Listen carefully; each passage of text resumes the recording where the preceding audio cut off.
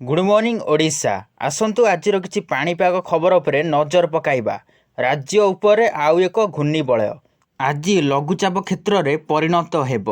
दक्षिण पूर्व बांग्लादेश और तार पार्श्ववर्ती अंचल में सृष्टि होइछि एक घूर्णिबलय। यार प्रभाव में 4 सुधा अर्थात आज लघुचाप क्षेत्र सृष्टि हेबार संभावना रही। एने आंचलिक पाणीपाग विभाग केन्द्र पक्षर सूचना दि जाइछि। आगामी 7 दिन पर्यंत राज्य में वर्षा हेबार संभावना रही। आगामी 24 घंटे बिजुली घड़घड़ी सह 21 जिला को वर्षा हेबार संभावना रही।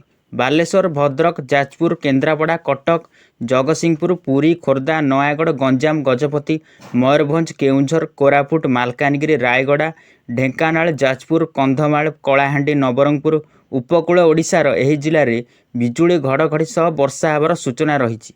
ଏହି ସବୁ ଜିଲ୍ଲାକୁ ୟେଲୋ ୱାର୍ଣ୍ଣିଂ ଜାରି କରିଛି ଆଞ୍ଚଳିକ ପାଣିପାଗ ବିଭାଗ। 8 ତାରିଖ ବେଳକୁ ବର୍ଷା ବଢ଼ିବାର ସମ୍ଭାବନା ରହିଥିବା ପୂର୍ବାନୁମାନ କରିଛି ପାଣିପାଗ ବିଭାଗ। ଏହା ସହ ମୌସୁମୀ ଅପସାରଣ ବିଳମ୍ବ ହେଉଥିବାରୁ ଆର୍ଦ୍ରତାର ପରିମାଣ ବଢ଼ିବାରେ ଲାଗିଛି। ଫଳରେ ପ୍ରବଳ ଗରମ ଓ ଗୁଳୁଗୁଳି ହେଉଛି। ସମ୍ପୂର୍ଣ୍ଣ ମୌସୁମୀ ପ୍ରତ୍ୟାବର୍ତ୍ତନ ପରେ ହିଁ ରାଜ୍ୟରେ ଗୁଳୁଗୁଳି କମିବ ବୋଲି ବିଭାଗ ଆକଳନ କରିଛି।